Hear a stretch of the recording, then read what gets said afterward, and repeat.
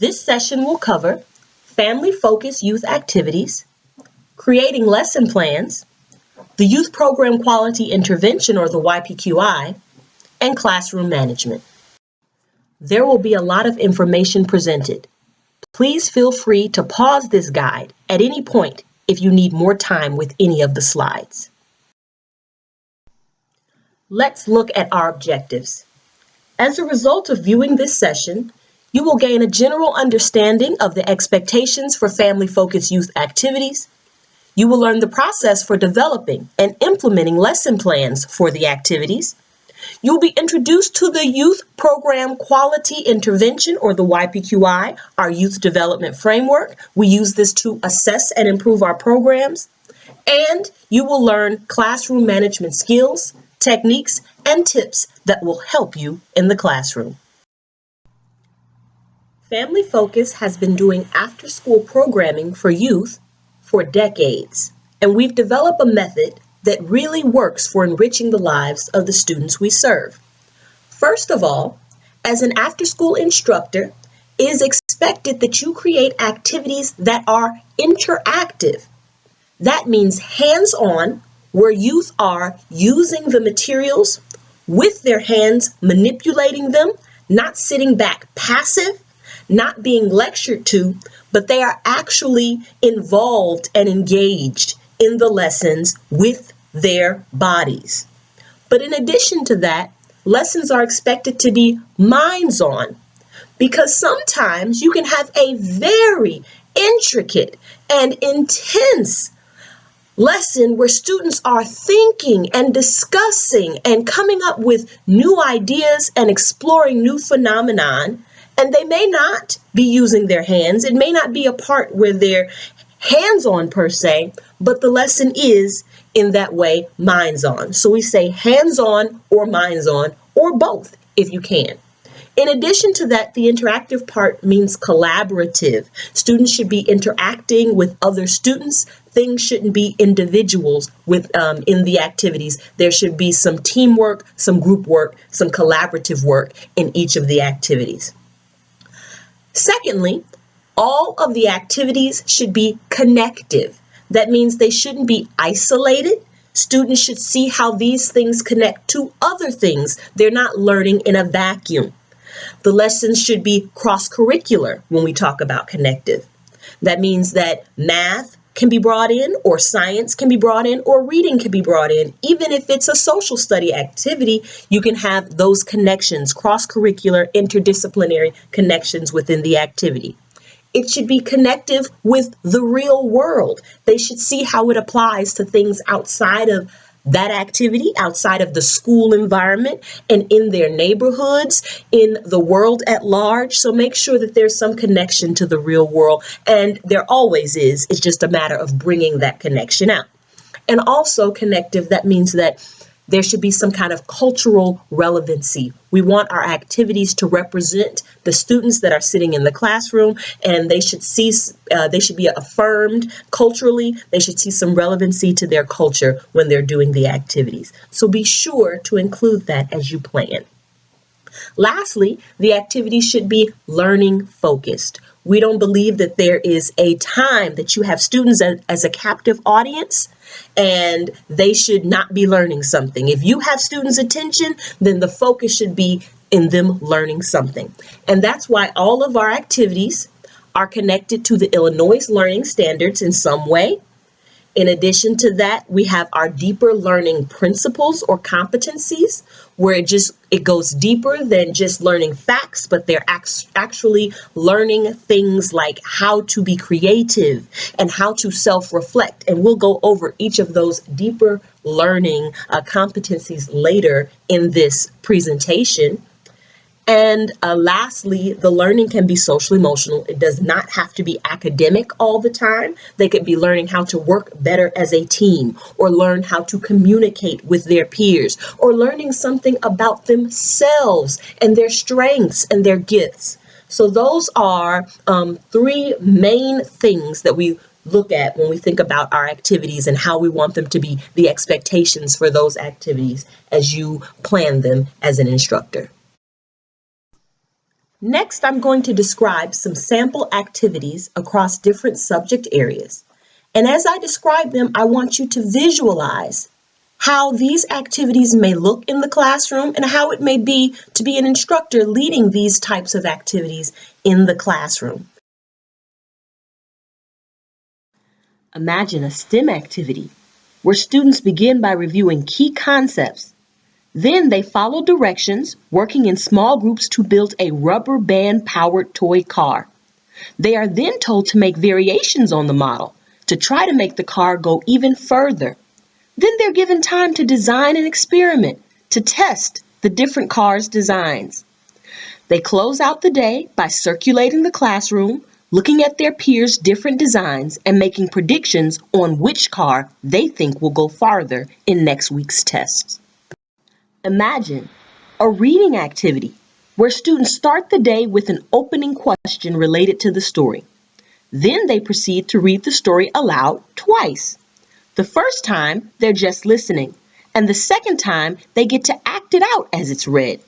Students then draw trading cards of their favorite characters from the story and reflect on what they like about them and trade them with friends.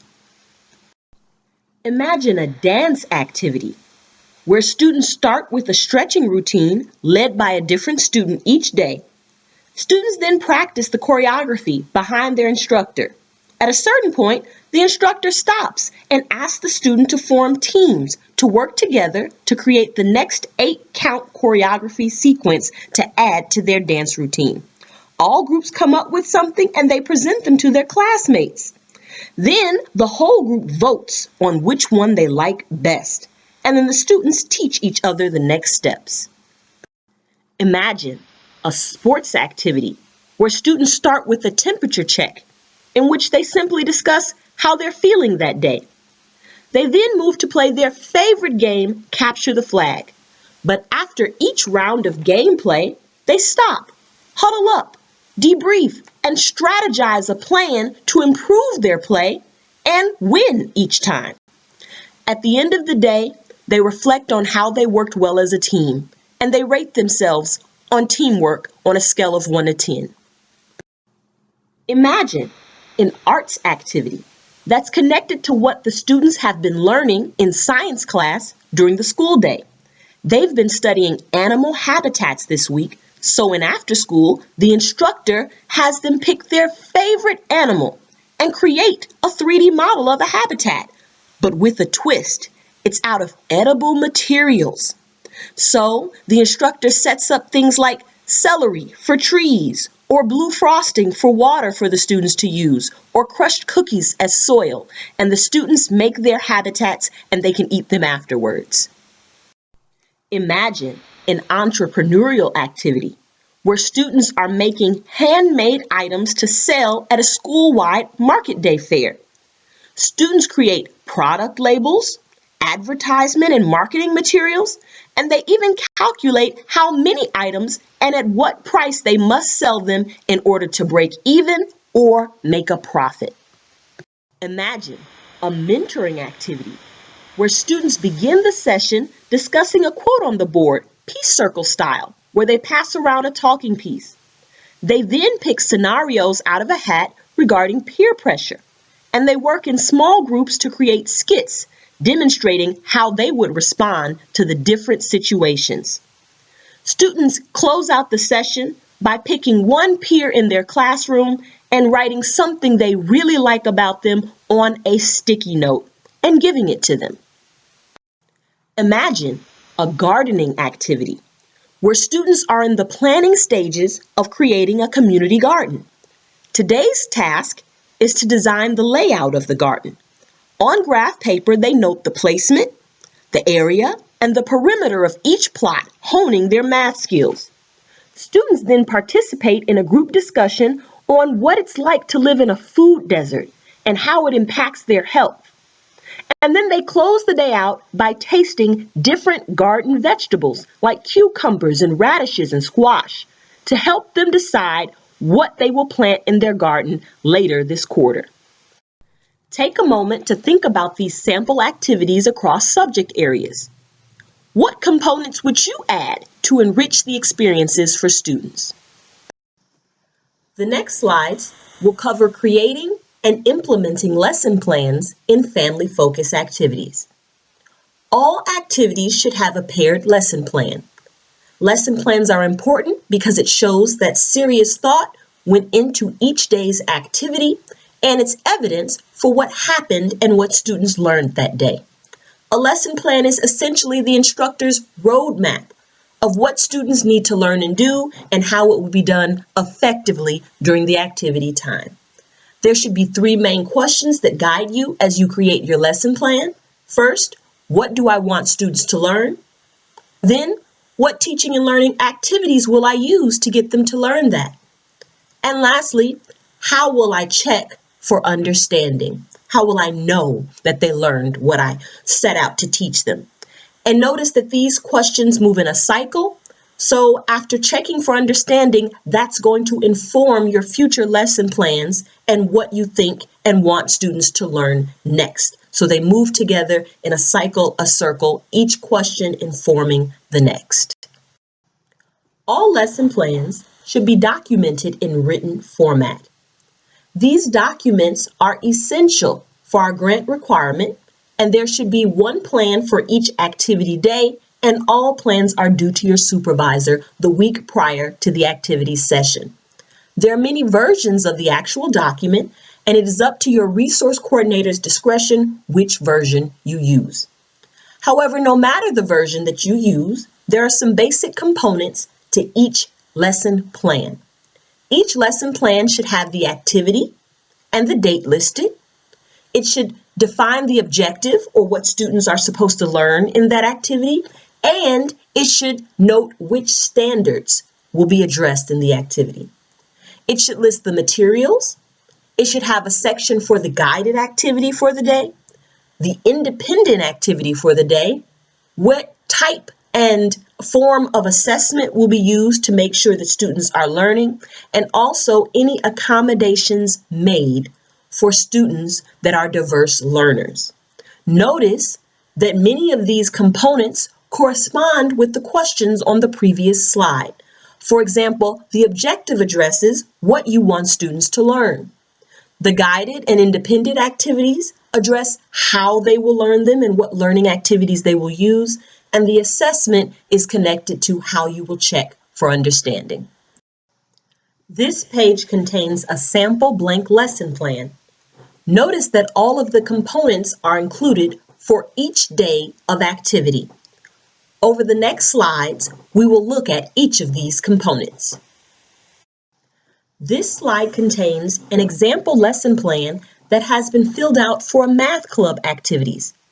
It is for kindergarten and first grade students. It happens on the week of 9/7/15, and this club meets on Mondays and Wednesdays. The objective for Monday is that students will practice their addition skills using single-digit numbers. The standards for Common Core are listed, the materials are listed, and students will play a guided activity where they go around in a circle and they can't say 12 as they count. In the independent activity, students pair up to play a game with dice where they continue to practice their addition skills. As an assessment for that day to see if students learned the objective, the instructor has them do a think, pair, share activity to close out that session. Accommodations are made for students needing additional help during each of the activities. They are listed at the bottom of the lesson plan. A note about objectives. As you determine the learning objectives for the activities you will be designing, always make sure that they are student-centered, that they build on previous knowledge. That could be something that the students already know and you're expanding on it, or something that you've been teaching them and this is the next sequenced lesson in the learning. Also make sure that the objectives are focused and specific. For example, in a sports activity, the objective could be students will calculate the number of jumping jacks, push-ups, or laps it will take to burn 100 calories. And notice that it's students will because it's student-centered. Or an objective for an arts activity could be Students will learn to mix acrylic paints to create different skin tones to paint self-portraits. And this could be for an upcoming portrait that they're painting, but in this activity for today, they're just going to learn how to make different types of colored skin tones.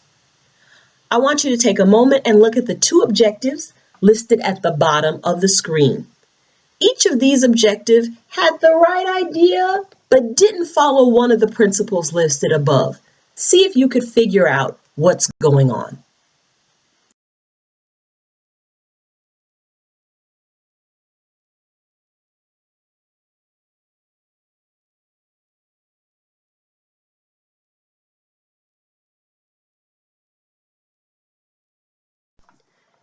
If you said for the first objective, in this lesson I will teach the students the differences between and est, that it was not student-centered, that is correct. This is not a good objective because it's talking about what the teacher will do and not what the students will learn. If you said for the second objective, through this lesson, students will improve the understanding of algebra, that it was not focused and specific, that is correct. To improve your understanding of algebra is very broad. It can take multiple college courses to do this. This is not a focused and specific objective. Like we mentioned earlier, anytime you have students as a captive audience, they should be learning something. Therefore, each family-focused activity should reinforce some skills connected with at least one of the Illinois State Learning Standards. And the standards don't have to change each day for each activity. You can spend multiple days working on one standard. Illinois has a wide range of learning standards. For example, we have adopted the Common Core standards for math and reading. The standards can be found at the website below. We have our own standards created by the state of Illinois for social studies, arts, foreign language, PE, and social emotional learning. Those standards can be found at the Illinois State Board of Education website. We've also adopted the Next Generation Science Standards. Those standards can be found at nextgenerationscience.org.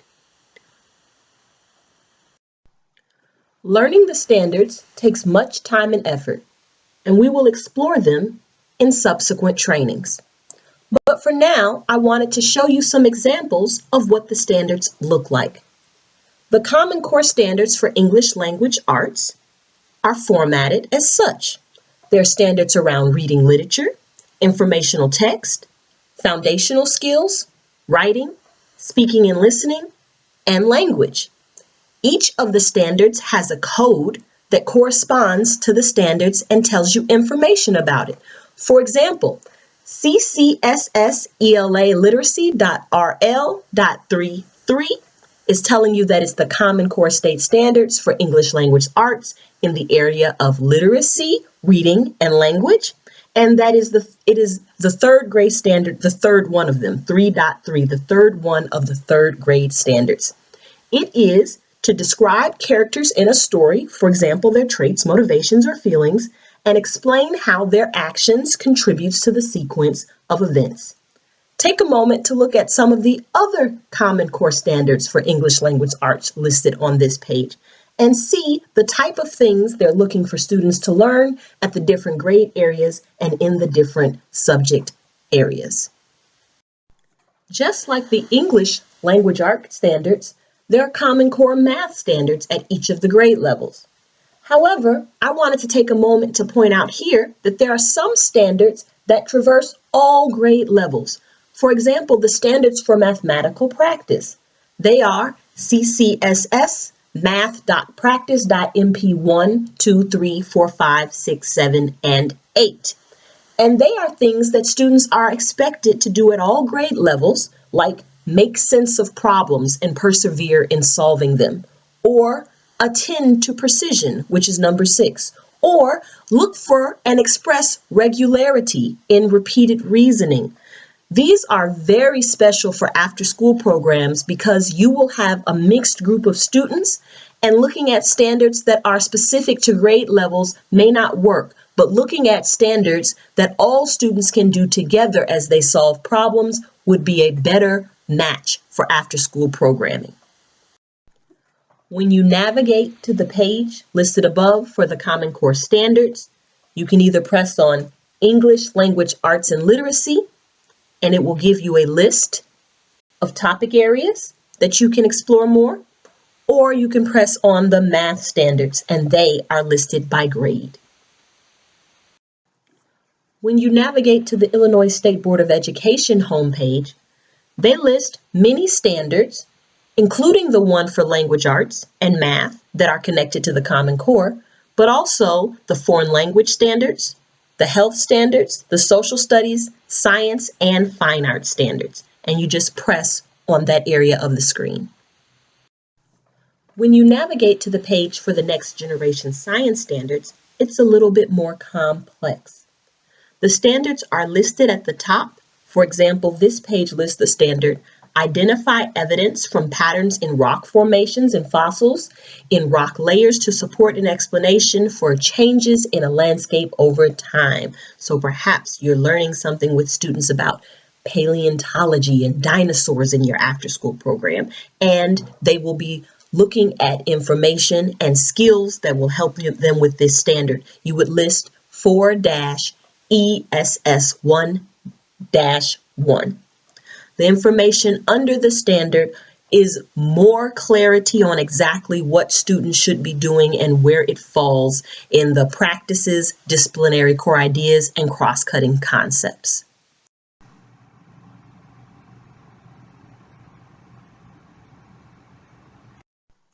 The next component of the lesson plan is the materials section. This section is very simple. You just list any materials. They can be art materials or science materials or uniform sports materials, anything that students will be using as a product of this activity. And then you also attach any worksheets, handouts, or printouts that you're going to pass out to students so that there can be a record of the sheets that they got connected to this activity. And also, since we want students to be prepared for their future, wherever we can, we want to incorporate technology. So note on the lesson plan in the materials area any technology that students used as a result of participating in this activity. Now we're moving on to what we identify as the meat of the lesson plan, the main core part of the lesson plan, where we're actually engaging in the activities with the young people. And those sections are the guided activity and independent activity on your lesson plan. And as you plan for those two sections, there are three things that you should keep in mind to help guide how you design the lesson. The first concept is the gradual release of responsibility. Second, Bloom's taxonomy. And last, Gardner's theory of multiple intelligence. These are three things in the field of education that I want to explain to you very quickly over the next few slides because they're essential to keep in mind as you plan your lessons. Gradual release of responsibility is simply referring to, as the term states, that we gradually release the responsibility to the student to be more and more independent as time goes on and as we teach them more. The statement that correlates with that, that's very easy to remember, is I do, we do, you do. And this just means that we don't just throw the student into trying to figure things out and exploring on their own without giving them some guidance. Hence, we have the guided activity and the independent activity. And that means that, for example, if we are in sports and we're practicing our jump shots, I just don't pass out the balls and say, you guys go practice your jump shots. No, the first thing I do is demonstrate and model the correct form and give some examples, perhaps have some students do it to show their classmates. Maybe they then practice in pairs. And then we get to the you do part where they're practicing their jump shots independently on their own. So I took them from a place where I was doing it to where we did some activities together so that you could gain a little more independence, and now you can do it on your own. I do, we do, you do, and it could be together. It doesn't have to be all by themselves, because remember, we want to keep things collaborative. And then at a certain point, though, they should be able to work alone. And this could be the independent time, or it could be a reflective time where they're self-assessing, but it can get to that level as well. The second thing to keep in mind is the educational concept of Bloom's taxonomy. And this is just that thinking happens on different levels. For example, there's just to know something, you have knowledge. Then there's comprehension, meaning you understand. Application is when you can apply and do things with your knowledge.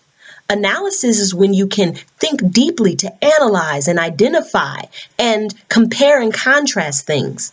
The next level is to synthesize or synthesis, where you can combine and summarize and put parts together, creating. And lastly, there's evaluation, when you can judge and determine and criticize a piece of information. So we've gone to just knowing facts to now being able to evaluate and judge. So Family Focus uses the idea of Bloom's taxonomy to implement what we call the deeper learning competencies. These were created to correspond with the higher level of Bloom's taxonomy. Remember, we talked about deeper learning, and we're saying that it's not just about the surface area learning of learning facts or vocabulary words or filling in the blank. We want students to go deeper, to have deep thoughts, analyzing, synthesizing, and evaluating. That means creating things and judging things and thinking deeper about the different things that they're learning. Our deeper learning competencies are four. They are communication and collaboration, critical thinking and problem solving, creativity and innovation, and self-assessment and reflection. These things are important because they're also called the 21st century skills, or you might also heard them referred to as the 4 C's. These are essential for students' futures in colleges and career as the world is changing. What's special about these skills is that they will always be important. Though knowledge may change in science, and though different ways of doing things may change in math or reading, to be communicative and collaborative, or to be able to critically think and problem solve, or to be able to be creative and innovative, or to be able to assess yourself and reflect on your performance are necessary no matter what field you choose to go in the future, and no matter how the times change in the future. As you design activities, make sure you give students a chance to practice these skills. Thirdly, as you develop your activities, please remember that SMART comes in different forms. This is the theory of multiple intelligence. There is not just one way to be smart, and we want students to express the way that they're smart, their strengths, no matter which form it comes in. Students can be musical or music smart. They can be body smart and have a kinesthetic movement ability superior and beyond what others can show. They may be interpersonal smart or people smart. They may be word smart or linguistic, logic smart or mathematical. They can be nature smart or very naturalistic. They can be intrapersonal smart, and that is smart about themselves, knowing themselves very well. They can also be picture smart or spatial. As you plan activities, please remember this, and even though it may be a math activity, give opportunities for students who are different types of smart, for example, spatially smart, to show their intelligence. So in a math activity, you may include something where students have to draw, and that way all students are included and all students are interested and engaged because it's speaking to their strengths and their skills. Think back to the questions we wanted to ask ourselves as we created lesson plans. That was, what do I want students to learn? How will they learn it? And how will I check for understanding? This is where assessment comes in. Assessment is simply trying to figure out if students learned what you set out to teach them. So you could ask yourself, what questions will I ask to check for understanding? What will I have students do to demonstrate that they actually get it? What activities can I have students do to check whether they learn the objectives? And there are many forms of assessment. Some are more prevalent in after school than others. They can be very simple or they can be a little bit more involved. For example, there can be simple check-ins along the way where students do a thumbs up, thumbs down if they get it, or a sticky note response where you ask a question and they write the answer on a sticky note and you collect them or they show their partner. Or there can be a cross the line activity where they move across the line if they think the answer is this or that. Or simply a group discussion where you all talk together about something and you're listening to see if they understand. Or students can do journaling to show their understanding. They can have portfolios. This is especially good when you're looking at art or creative writing and they just keep their work showing that they got the concepts all together in a portfolio. If you do a bigger project, like an entrepreneurial project or community service project or web design project, you may use rubrics to check for understanding. There can also be, as is with some of our more standard programs like Scientists for Tomorrow and Junior Achievement, pre and post test, where students take a simple test before they go through the 10-week activity and they take that same test after, and then you can gauge what they learned as a result of the activity. And the simplest of all assessments that we all use all the time is just instructor observation. That is me as the instructor. I am observing and watching and listening to make sure my students understand. As you plan for your activity, try to use appropriate assessments for each one and try to use a variety so students experience multiple ways of checking for their own understanding as you also check for their understanding. Always plan to make accommodations for diverse learners. Those are students who may have physical, emotional, or cognitive disabilities. They may be English language learners or other things that make them approach the information in a different way from other students. We want our activities to be universal, that is, that everyone can participate. So if you have to do something like pair a student with another student in order for them to participate more fully, or where you allowed other students to read on their own, you had a student sit with you and you read to them. Make sure that you make note of any of those accommodations because we want to keep evidence that we are in fact in our activities making accommodations for diverse learners. Now that we've explored how to develop lesson plans of our own, let's take a moment to look at how to enrich ready-made lesson plans.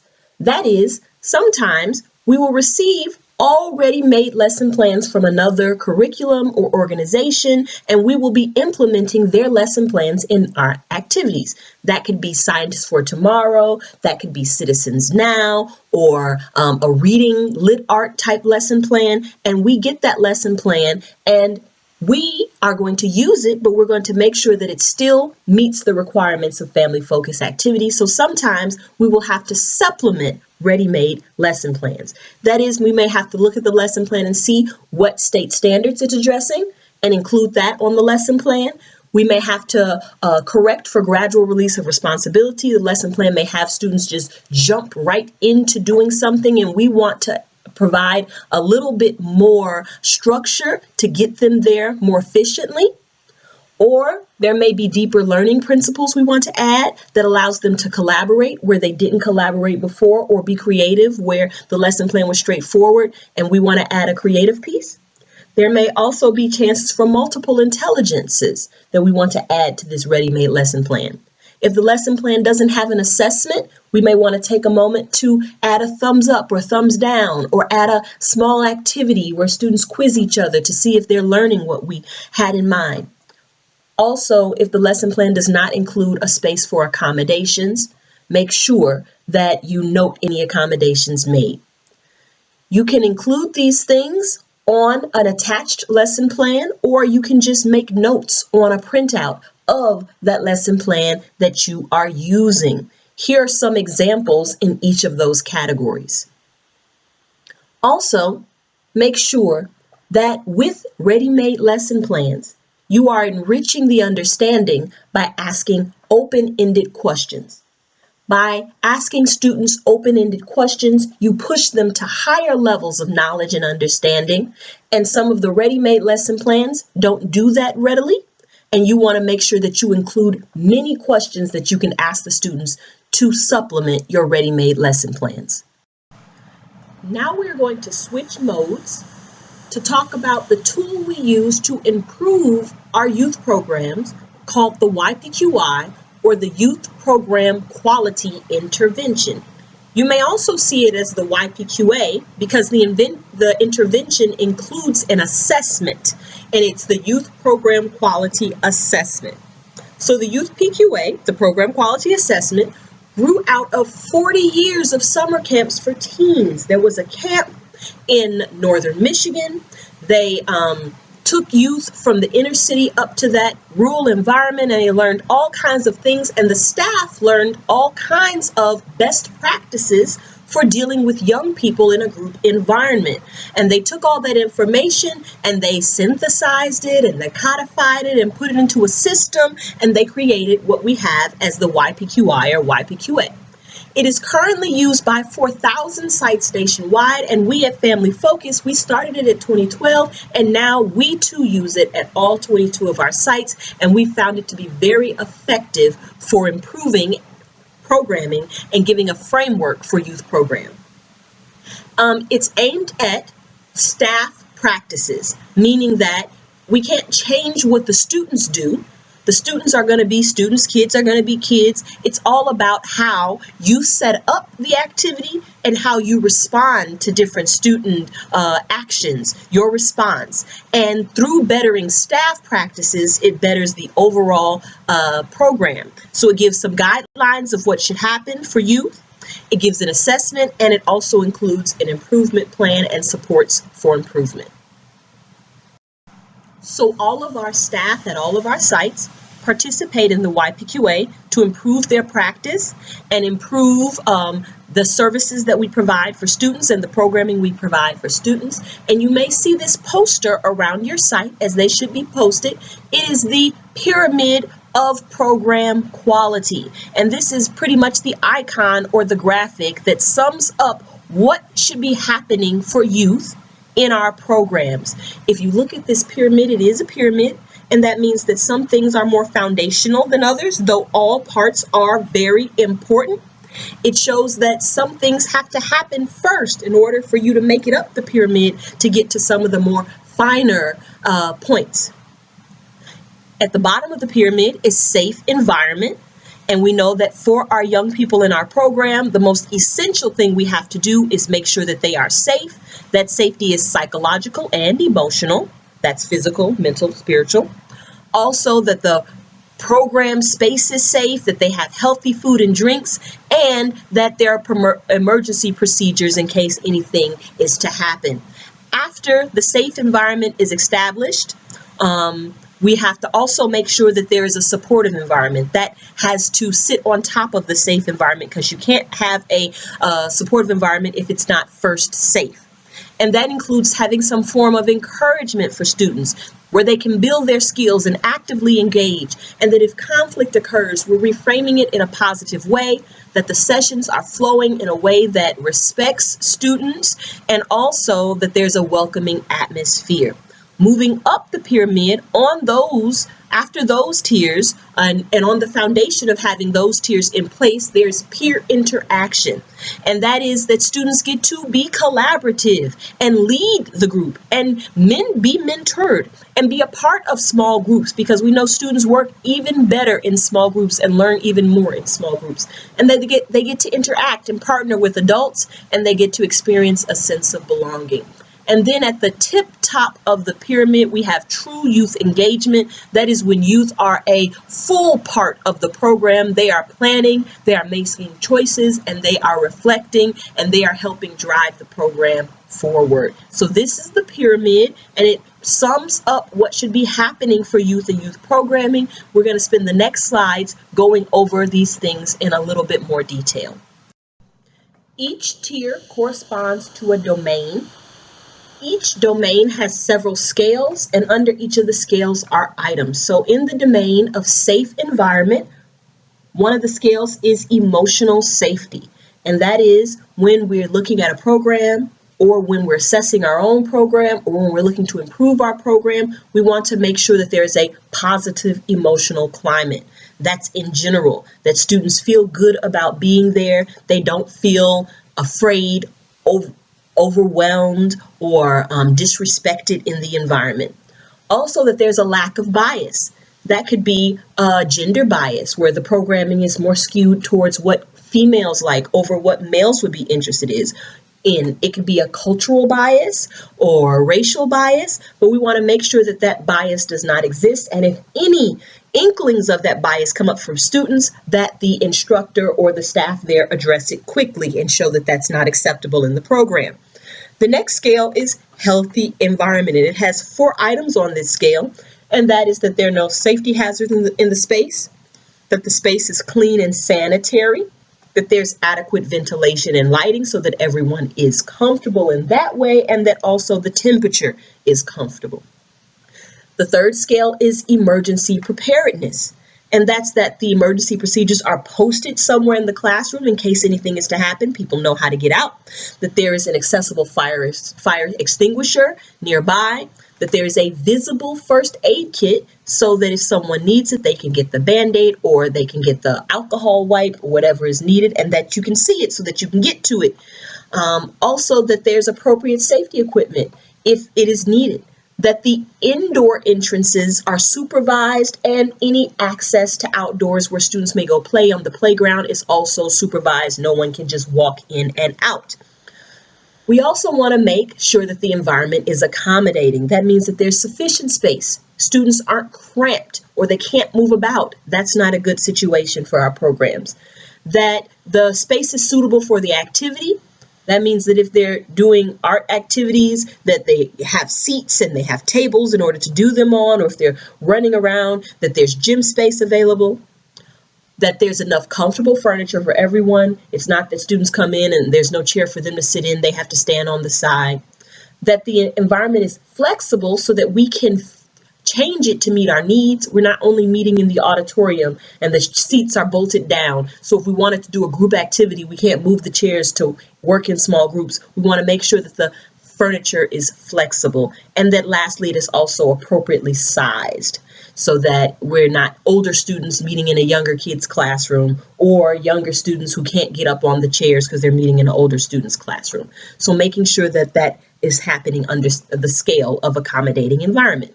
And lastly, the last scale in this domain of safe environment is nourishment, that students can get drinking water when they need.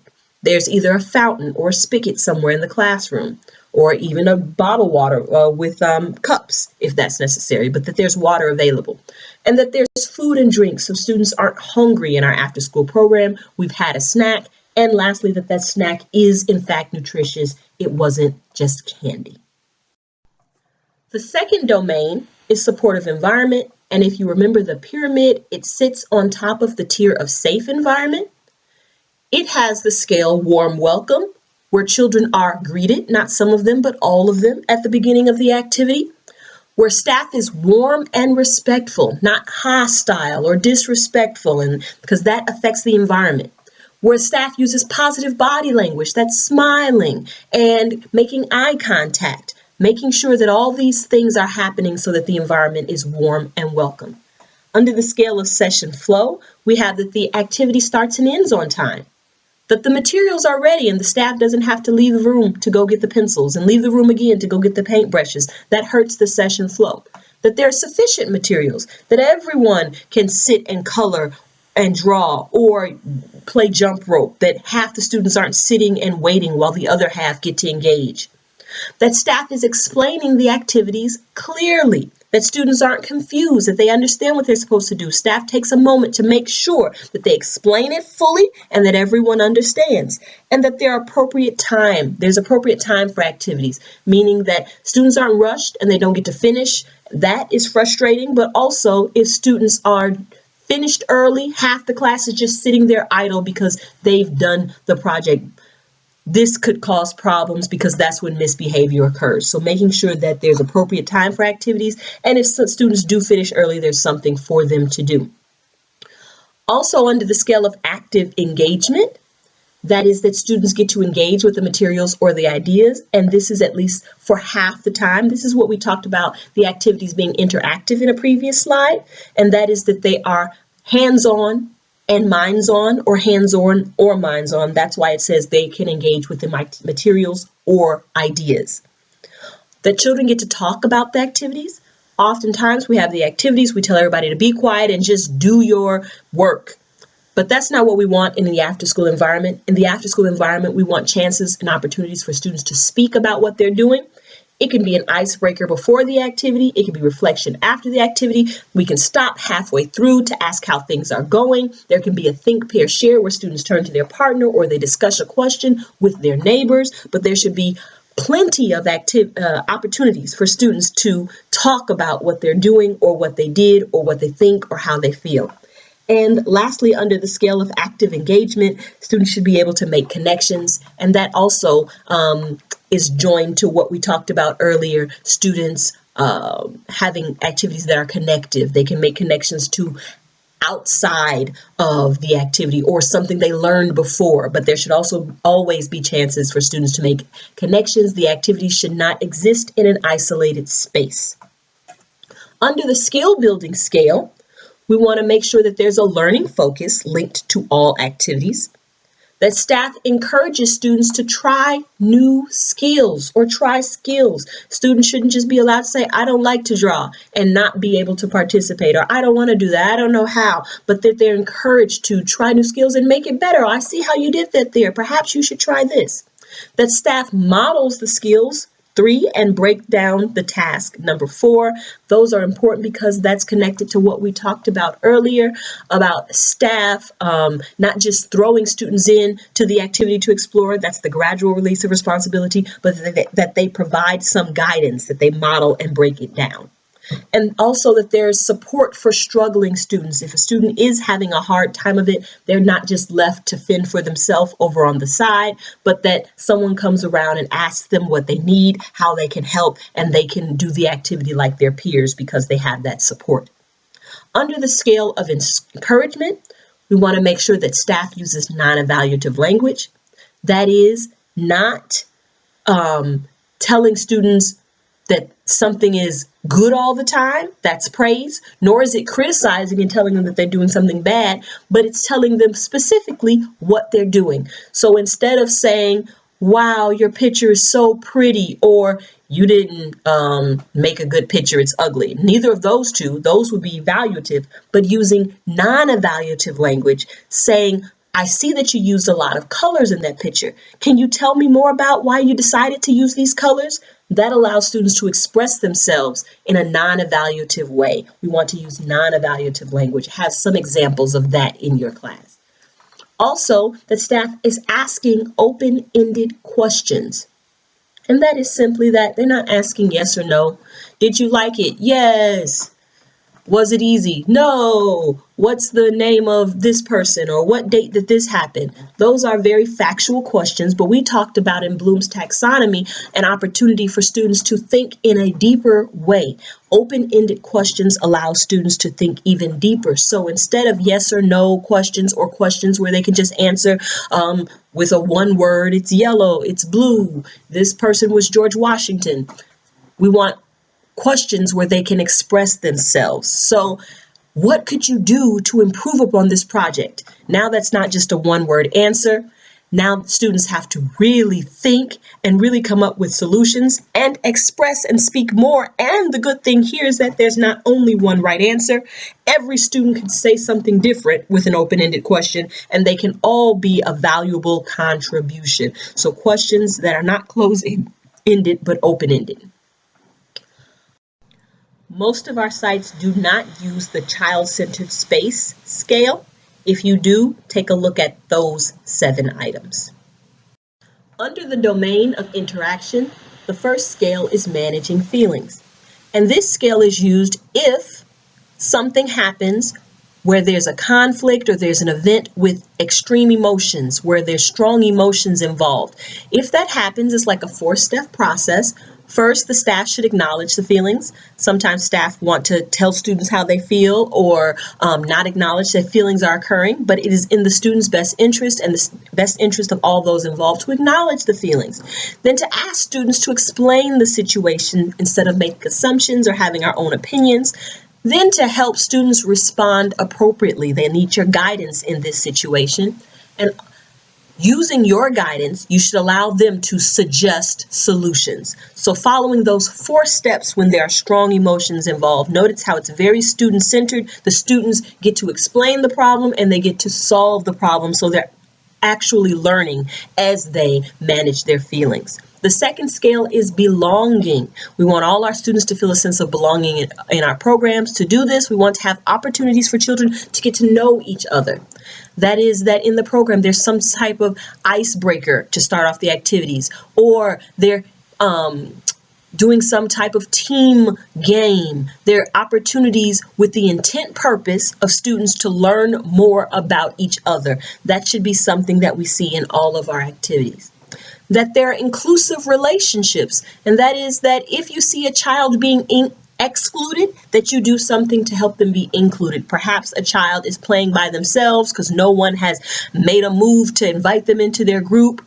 So you take a moment to introduce them to some of the other students and make sure that that child does not get excluded. That children identify with the program, that they say it's ours and they feel like they have a strong stake in what's happening. We want to see that. That creates a sense of belonging. And also that there are time activities that small groups get to work with each other. That purposefully, it's not just that they're in small groups because they just sat like that in tables, but that you have some work, some activity, something for students to do together in small groups. That is a part of the activity. School age leadership is the next scale, and that is that students get to practice group process skills. Group process skills are just interpersonal skills. They get to practice peer-to-peer skills. That means taking turns or raising your hand to speak or contributing ideas, that there's some opportunity to do that. And notice that if you have structured small group activities, that they do get a chance to practice group process skills. Or even in a full group discussion, they should get to practice group process skills. That there are opportunities for one child to help another child in a 1-to-1 ratio, and that there's structured opportunities for some students to lead the group. Of course, it can't be all students all the time. That wouldn't fit in our activities, but that everyone should get a chance at some time to lead the group in a song, in an activity, in a reflection, in a game that they know and they teach it to their peers, something like that. The last scale under interaction is interaction with adults. Staff, to help the interaction, should speak at eye level to students. They should bend down sometimes and get eye to eye to explain things or to talk. Staff should work side by side with students. That means if the students are building Lego structures, the staff can also say, oh, this is the one that I would build. This is my Lego structure, and they can do that. They don't always have to do the same activities as students, but sometimes they should. That's a great way to show interaction. But if they're not doing the same activities, they should definitely sit beside students, ask them questions, talk to them about what they're doing. And that includes staff, number 3, circulating to all the students and not leaving some students out, and acting positively, interacting positively with students, not always negatively, not telling them what they shouldn't do and how they need to be quiet and how it's time to this or time for that, and that being the only interaction they get from the staff is negative, but there should be positive interaction as well. The last domain is engagement. Under the domain of engagement is school age planning. In any activity, students should have a chance to plan. Why is this important? Because as adults, we know how to plan. We know how to plan our budget. We know how to plan a meal for the evening. We know how to plan a vacation. Well, the way you learn to plan is that you have opportunities to plan. And not always in school or at home do students get that. The after-school space is especially good and right for students to do some planning. So when they are doing their arts activities, or when they are doing some community service activities, or when they are even trying to figure out how they're going to win this next game of chess or of soccer, There should be time where we explicitly say, this is planning time. I want you to get with your groups and plan. And they should be able to use multiple planning strategy. Some are written, some are spoken. There are different ways to plan, and there are more information in some of our books from the YPQA that you will have access to as your resource coordinator has them now. They're called our method books. There's one called Planning and Reflection, and it lists different strategies for planning. So make sure there's multiple ways to plan, and that students get to share their plans so that one student gets to hear another student's plan. And if they get to hear another student's plan, now they can learn from their plan. The second scale is school age choice. We don't always want students to come in and they're just being told what to do. We want them to have some choice in activities. And that's an authentic choice. That means not that you can either participate or not. That's not a real choice. Authentic choices are you can either make this picture of a giraffe from the zoo or this picture of an elephant from a zoo. It's up to you. That the choices are authentic. They really get to decide. But not only authentic choice, that some of the choices be open-ended, where it's not this or that, but it's anything, meaning you can design your picture in any way. You can design your dance in any way. You can strategize, or you can create this routine for our stretching activity before sports in any way you like. It's an open-ended choice, and they get to come up with their thoughts on their own. The third scale is reflection, and this means that there is a time for students to think about what they did, what they learned. Intentionally, the time is set aside for that. There are some minutes at the end of the activity to do that, or at a different point of the activity, because it doesn't always have to be at the end. It could be in the middle of the activity, reflecting on what they did previously in the first half. That there are multiple reflection strategies used, and this again can be found in the book Planning and Reflection, but there are different ways that you can reflect. We talked about reflecting thumbs up, thumbs down, or it can be show me in fingers, how do you feel today? 1, 2, or 3.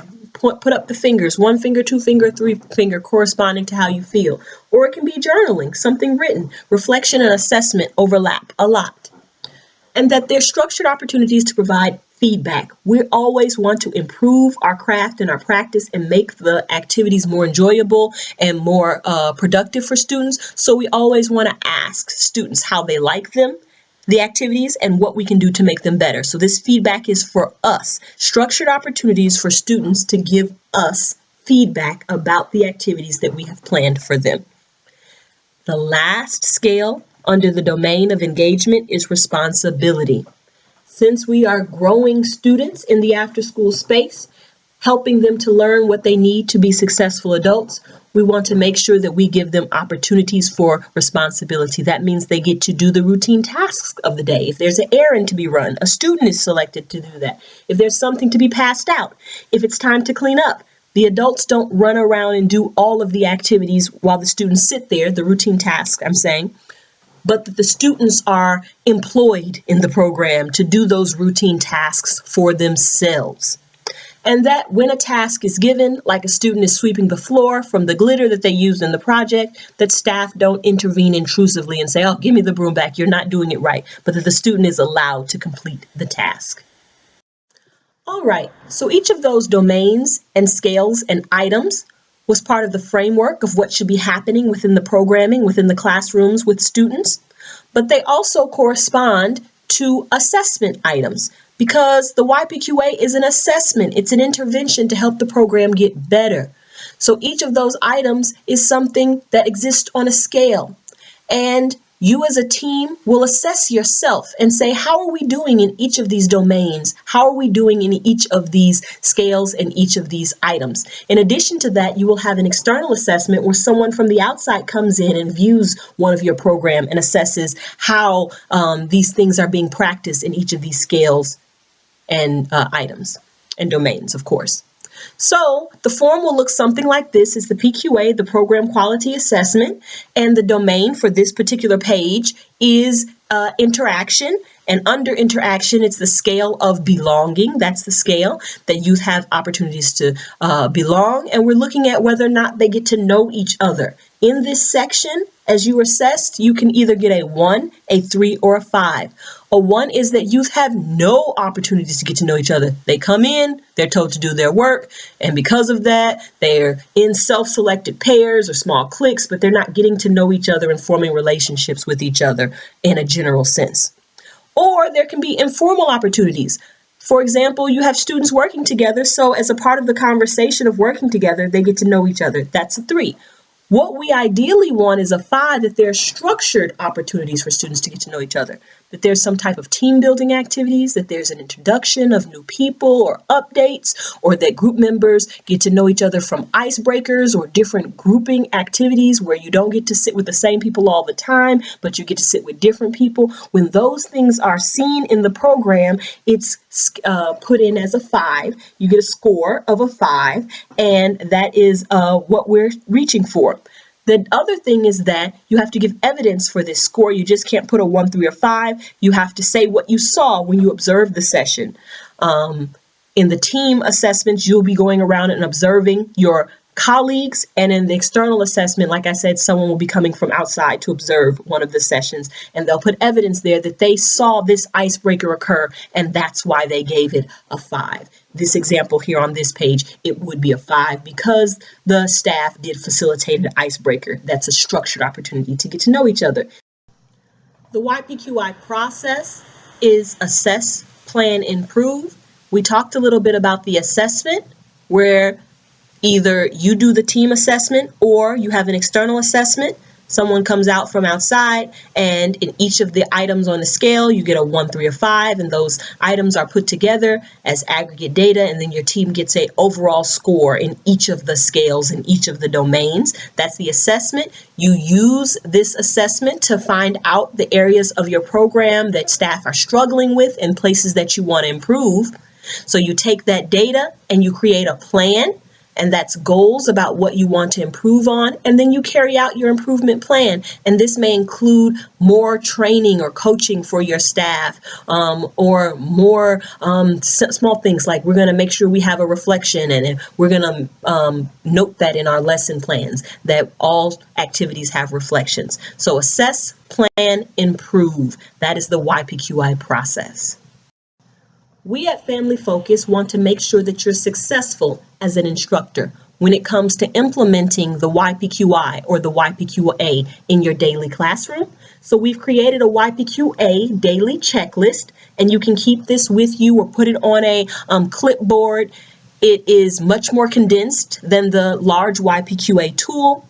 You can use it to think about the things you need to do before class starts, during class, and in the case conflict occurs. Everything is listed here in checklist format, and you can review it before each session to keep these things in mind. And the more you use it, the better you will get at making sure that you have all of the components from the framework in each of your activities. This is a support and added support for you to help you implement the YPQA each day.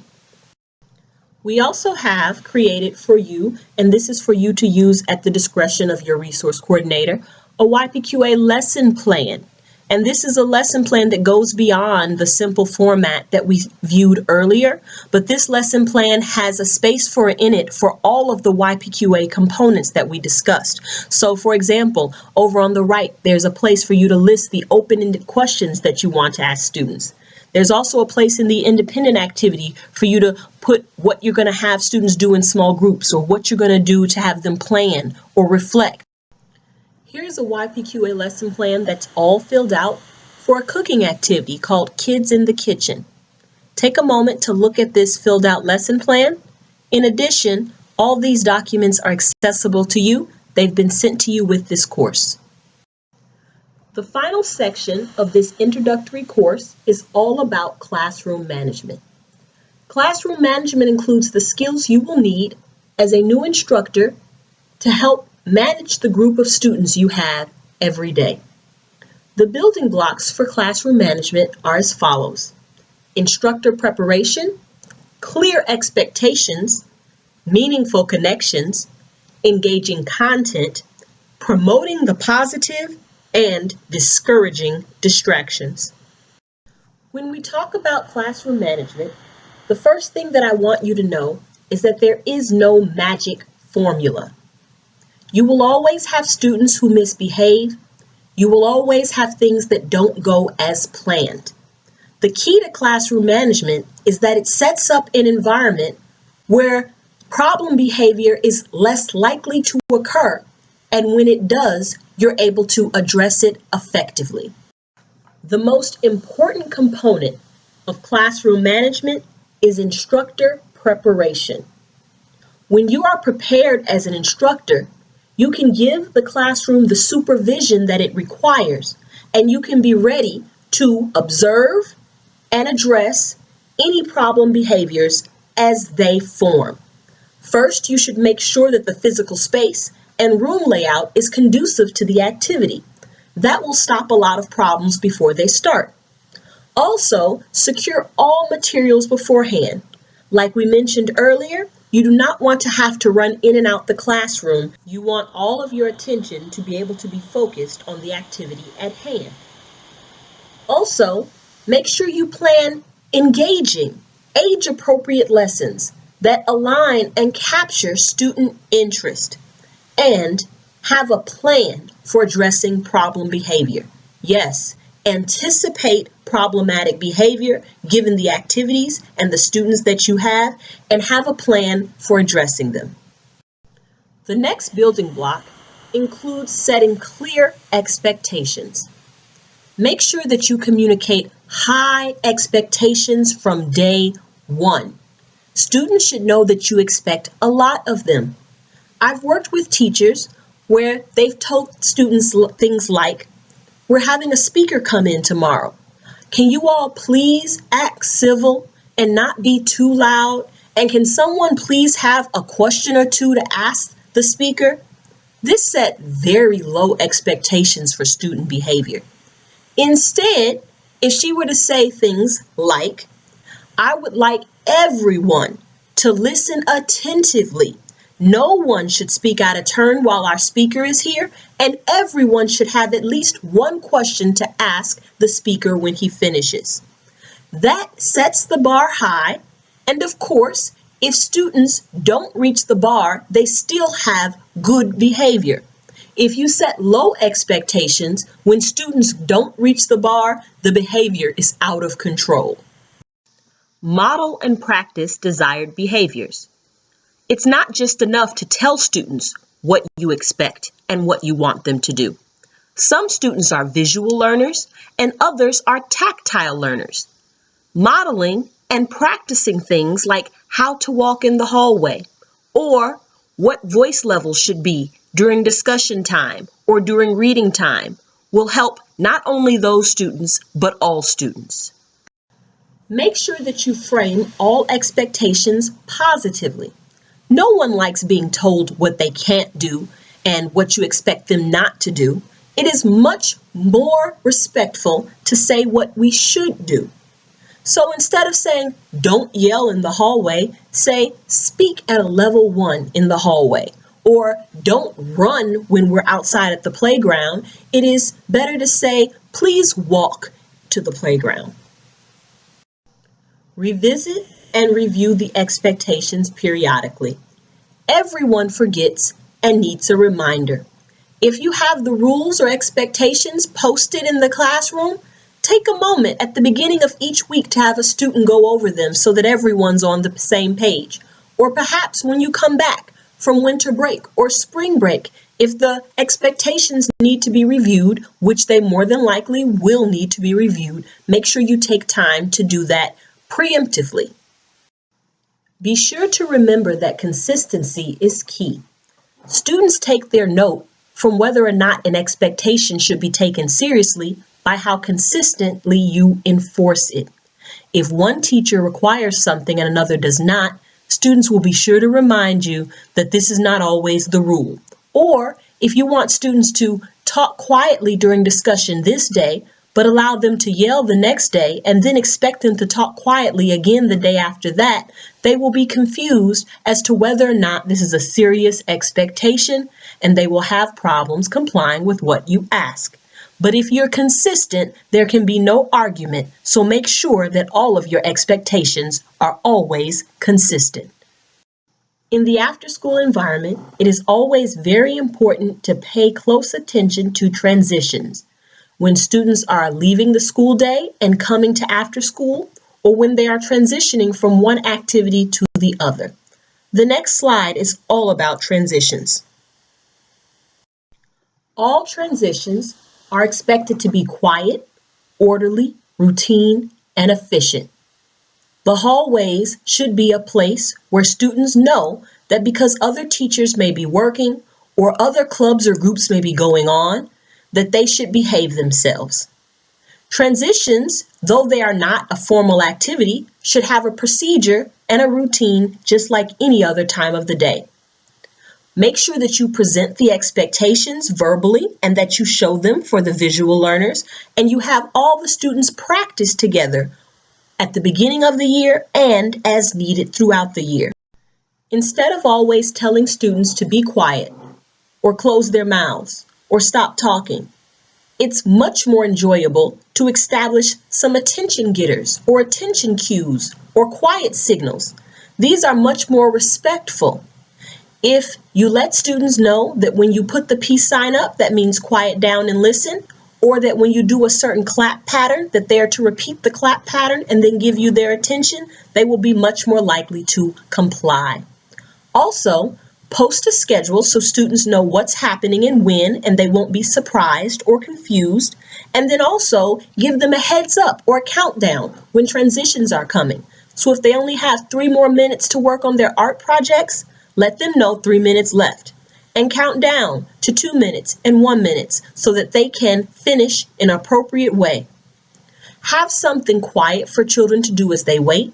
This can be before the activity starts. There can be some coloring pages or some small games to play on the table, or it can be if they finish early and they're waiting. Make sure they know what to do when there's downtime. Lastly, give specific feedback.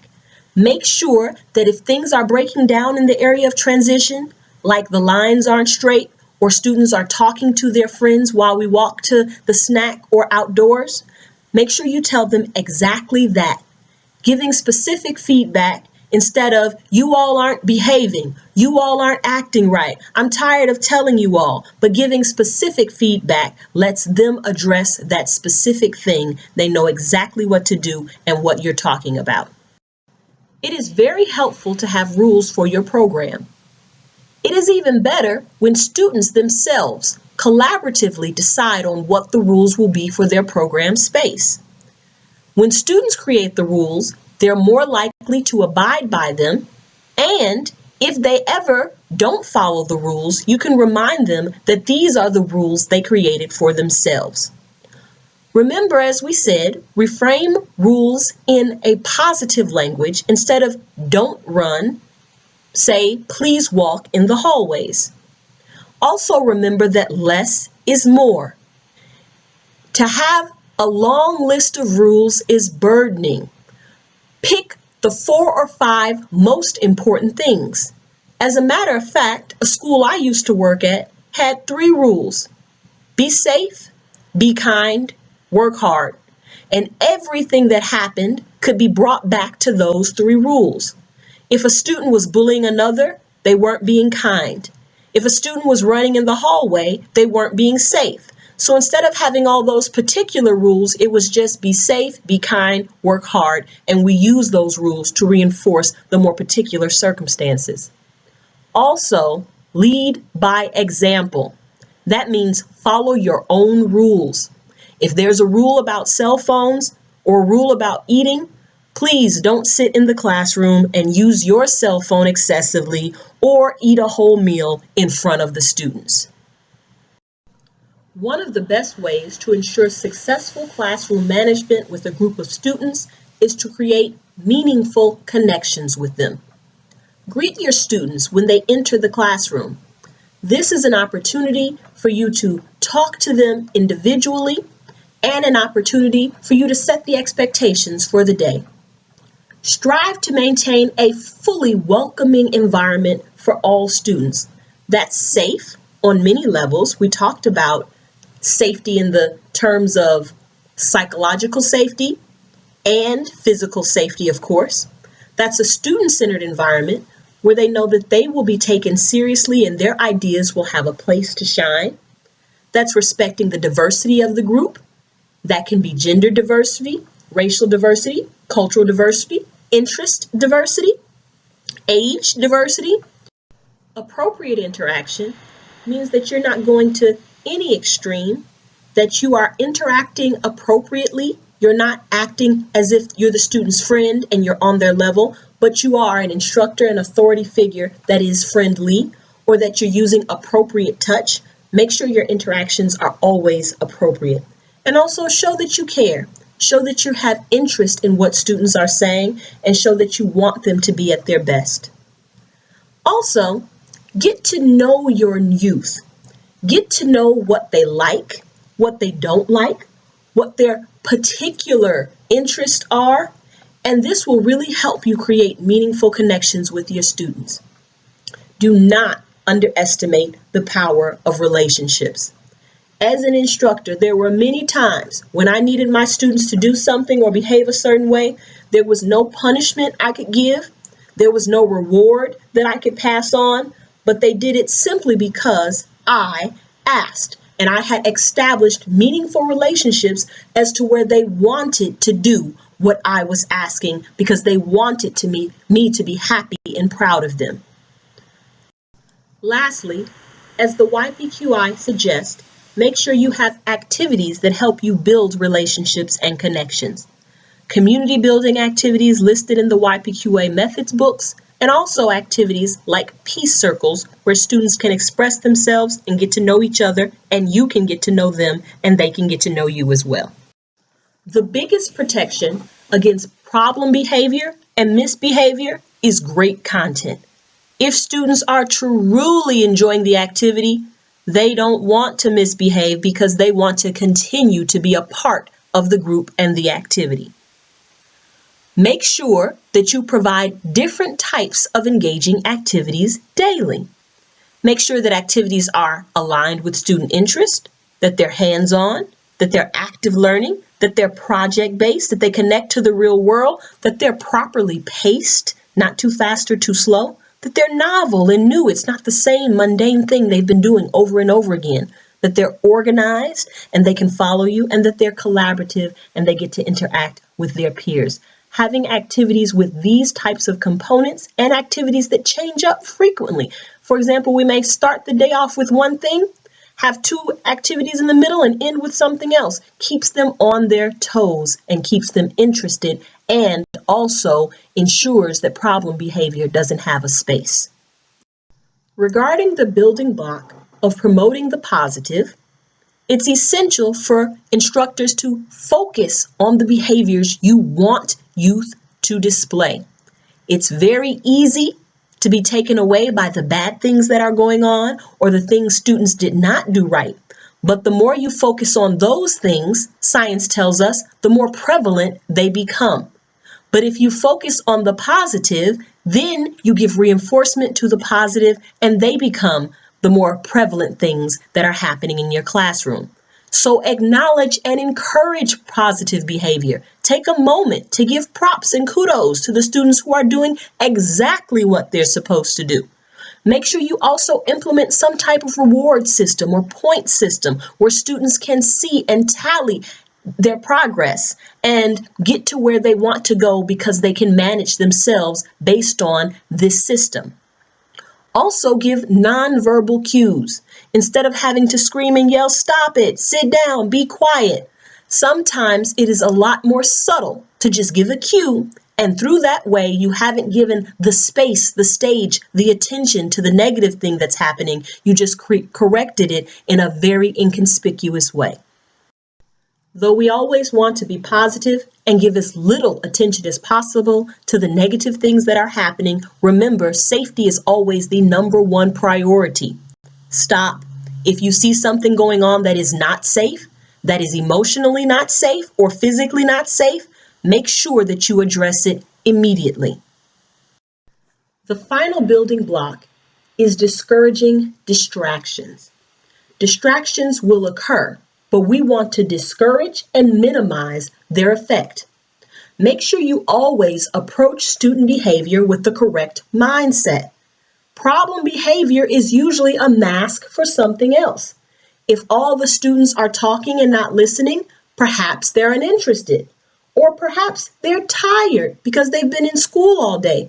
Think about what the problem behavior is trying to tell you. And as you plan for future activities, try to take that in mind. Also, don't take it personal. When students display problem behavior, it's more than likely not about you. They didn't have a plan to come and frustrate and annoy you. The problem behavior is usually connected to something that's going on with them and their needs. Don't take it personal. Lastly, all of the problem behavior, see it as teachable moments.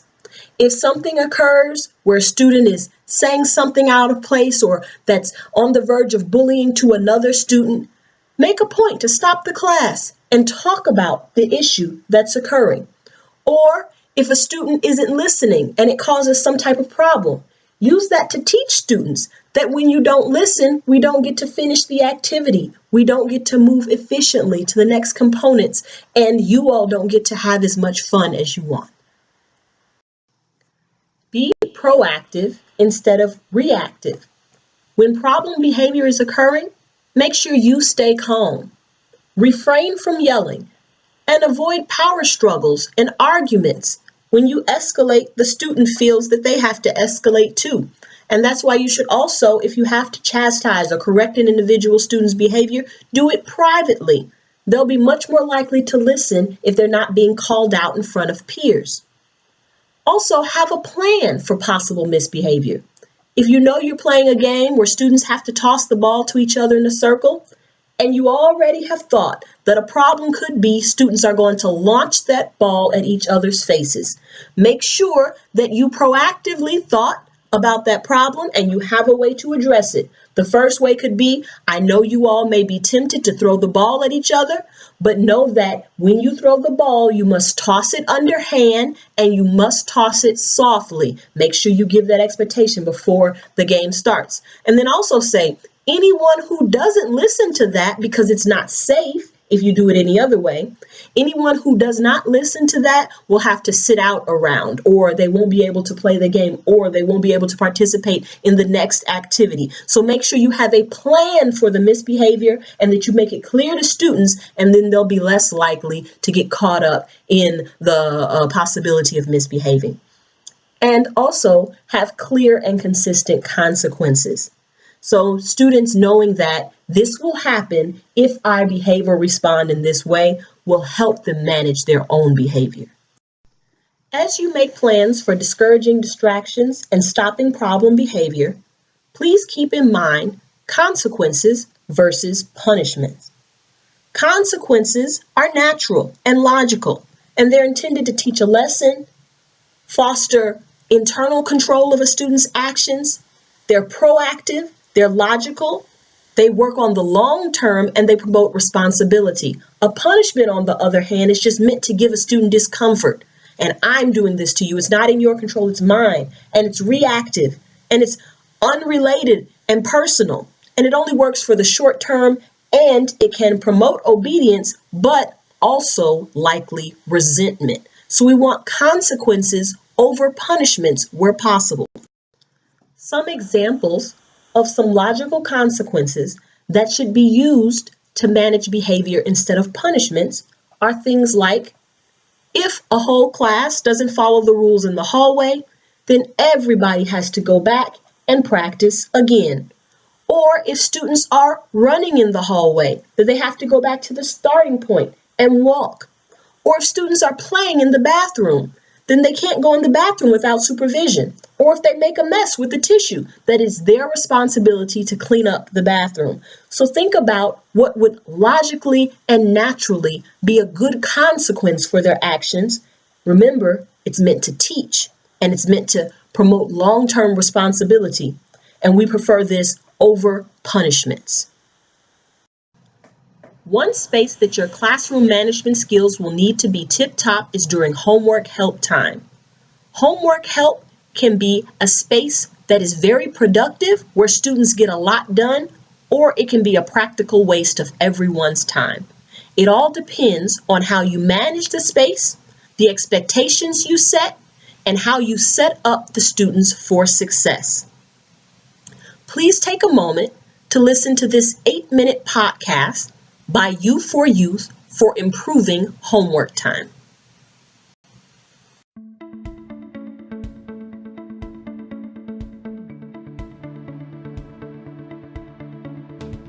Hello and welcome to the U4Youth or Y for Y Tips to Make Homework Time Engaging podcast. I'm Tanya Lazard, Training Specialist for the U4Youth Project. Today we're going to explore some tips on how to make homework more than just getting school day assignments done. We can also use homework time to develop important academic and other skills youth need to succeed in life, such as independent learning, responsibility, and leadership. In this podcast, we will focus on making homework time engaging while supporting academics and 21st century skills. Before we begin, let me read a short disclaimer. This presentation was produced under the U.S. Department of Education contract number ED-ESE-14-D-008 with Synergy Enterprises, Inc. The views expressed herein do not necessarily represent the position or policies of the U.S. Department of Education.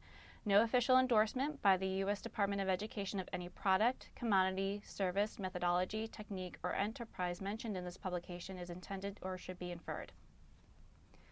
A little background about my time in after school and out of school time. I've been a part of this amazing field for 13 years. I've coordinated an after school program and overseen 33 programs in New Jersey as a program officer for a nonprofit intermediary. My experience in 21st Century Community Learning Center programs include program design and administration, on-site coaching, program evaluation, and curriculum development. Homework time is one area that I've seen arise over and over again in out-of-school time programs. Perhaps your program is trying to make the most of homework time and transform it into a meaningful part of your program. In this podcast, I hope to offer you some ideas and resources that will help you do so. Okay. Since this is a podcast, I can't hear you groaning, but I know some of you are. Homework is often seen as boring and torturous by students and staff alike. To set a positive tone and build a culture of your program to respect homework as a meaningful program component, you need to change the team's mindset to look at homework not as a chore and an obligation, but rather as something that spurs students' learning and development and helps staff build relationships with participants. If staff can take that position and have a visible, positive approach to homework, then the youth in your program will also start to adopt that stance. Now let's go through some specific tips you can use to improve homework time in ways your students will notice and appreciate. Tip 1. Set up your physical space so that it works well for students with different types of assignments and various learning styles. Make the space inviting by adding an area rug, pillows, beanbag, and folding chairs. Create different zones where students can work in their chosen noise environment, in silence or with background music. Have a resource area with age-appropriate books, magazines, and materials such as calculators, pencils, rulers, scissors, markers, and small electronic devices. Tip 2. Add youth voice and choice to affect how students perceive homework time. Allow them to listen to headphones while studying, if it's helpful to them. Let them decide which assignments to start with, and have them help in selecting referencing materials to buy. Tip 3. Be strategic in grouping students. Depending on what makes sense for the assignments students have, you can have them work individually, one-on-one, in small groups with a tutor, in peer pairs, or in cross-age groupings. Change around the groupings often and be flexible. Tip 4. Don't give the answers away. Instead of telling students the answer, help them find it. This builds self-sufficiency and confidence for the students. Try a Ask 3 before me policy, which directs students to consult 3 other sources before you, whether it's a peer or some kind of resource. When you're helping students, provide them with appropriate level of intervention. If they're really struggling, you can start with a I do, you watch approach. Moving them up the spectrum, increasing independence. You can try I do, you help, followed by you do, I help, and you do, I watch. Tip 5. Make sure all program staff know how to use resources students may need to consult, such as textbooks, websites, and printed materials. This goes along with tip 4 about working with students to find the answers. Some useful and reliable resources could be online websites to help with math, government department websites, and the multitude of resources available at local libraries both physically and on their computers. Accessing resources effectively is another 21st century skill you can help students build. Tip 6. Revamp the image of homework time by adding some fun activities for extra time when they are finished their assignments early. These activities should still incorporate academic and 21st century skills and should feel relevant and useful to the students. Think brief, think self-directive, but do not fall back on boring worksheets. Try some activities related to college and career readiness or reinforcing skills while getting students up and moving or socializing with peers. Arts and crafts, projects, challenging minute mysteries or head scratchers, and games like odds and evens, which can be found on the Y4Y portal in the tools section under Aligning with the School Day, can all work well. You can establish activity centers or stations that students can use independently upon completing their homework. Tip 7. One final tip. Communicate with the school day teachers and the students' families. Contact the teachers to find out what students are doing in class and how their homework fits in. Keep them up to date on how students are doing with homework. Do the same for family members who may not have time to pay attention to homework or may not feel comfortable with the subject matter their students are learning. Treat homework communication as one element of building both a strong school after-school connection and solid family engagement. Communication can be as simple as emails, phone calls, or quick face-to-face chats. Some programs use specially designed documents that are set up to go back and forth about students' homework assignments and progress. You can try this approach by using and customizing the samples on Y4Y. They can be found in the Tools section under Aligning with the School Day. Look for Homework Log, Homework Contract, Homework Sharing Tool, and Homework Communication. Whatever you choose to do, make sure to hold everyone, including the students, accountable for their role. Check out the resources in the Teach section of the Y4Y portal under Aligning with the School Day. The Effective Homework Time Training to Go and Effective Homework Time Training Plan are ready-to-use materials to help you and your team think through some ideas I've discussed today. Thank you for joining me today. I hope I've helped you get on your way to a homework time that is no longer dreaded, but instead is one that fully supports students and also helps your program achieve its goals. If you have any questions regarding homework time, please visit the Y4Y online discussion board, post your question, and one of our team members will be sure to respond to you. You may also hear some great ideas from the Y4Y community of practitioners and leaders in the field. You can contact me directly at y4y@seiservices.com. This is Tanya Lazar, Training Specialist at Y4Y. Have a great day.